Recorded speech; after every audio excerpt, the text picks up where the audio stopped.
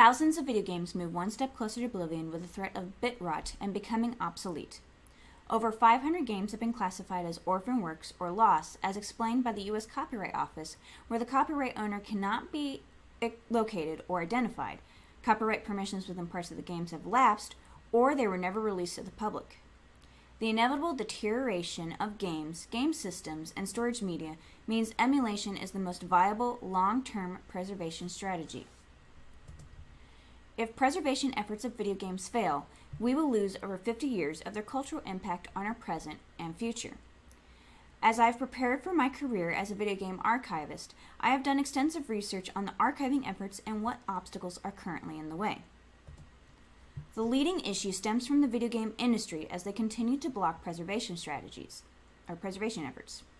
They're reluctant to work with the preservation community while simultaneously seeing them as a potential competition, all while focusing on the next innovative idea to make a profit.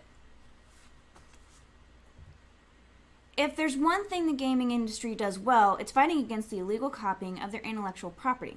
Illegal to deposit game preservation and /as software piracy states that game preservation practitioners potentially find themselves engaged in software piracy. The amendment to the Digital Millennium Copyright Act in 2018 provides a loophole for emulation, but game companies can still demand their property to be removed. In 2016, 145 issues of the Nintendo Power magazine were available to the public at no cost on the Internet Archive, archive.org.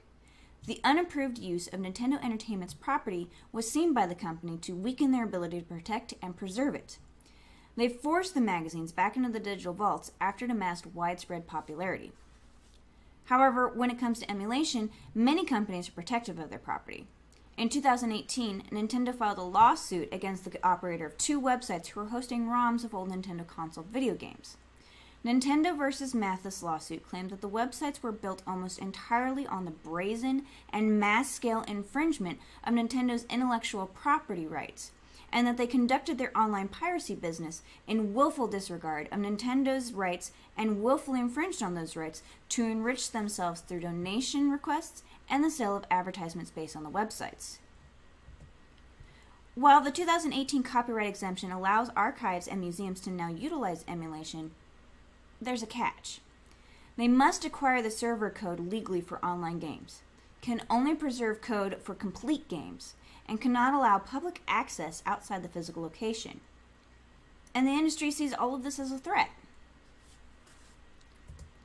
The Entertainment Software Association, ESA, is an industry group that represents large companies like Nintendo, Sony, Microsoft, Activision, Ubisoft, and others, and they believe that the Preservation Society would then be in direct competition with the video game industry because of admission fees while committing copyright violations. That allowing video games to be available would place the copyright owners in the position of competing with the older games preserved, and their major concern is how public preservation would harm the market. The ESA also said the decisions of when to discontinue and reissue copyright works lies with the copyright owner. It is their exclusive right and in long-standing practices of commercialization. And this opens the new market for retro games, which is evident with the rise in mini consoles being released over the last 3 years.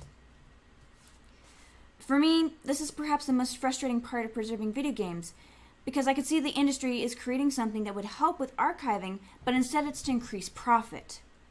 In 2016, Nintendo released the Nintendo Entertainment System NES Classic, a Nintendo-approved emulator that comes with 30 ROMs. Technology enthusiasts opened it up and discovered that they built their emulators the same way as fans, standard off-the-shelf circuit boards with some custom software. However, there was still the issue with the input lag on modern television systems, since the old CTR televisions had near instant input latency that many companies took advantage. That's why older games are harder to beat if you don't have a game mode on your smart TV.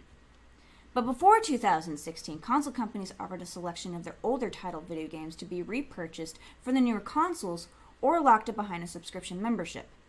The Nintendo Switch Online was launched in 2017, but the subscription fee started in 2018. This subscription gives access to 35 games from the NES and the Super Nintendo Entertainment System. The video game industry doesn't want to work with the preservation community in fear that they will compete against their market. So they jump on the nostalgia by releasing emulators and older game titles to the public for profit. Until they stop blocking preservation efforts, we are at risk of losing the last pixel of our past.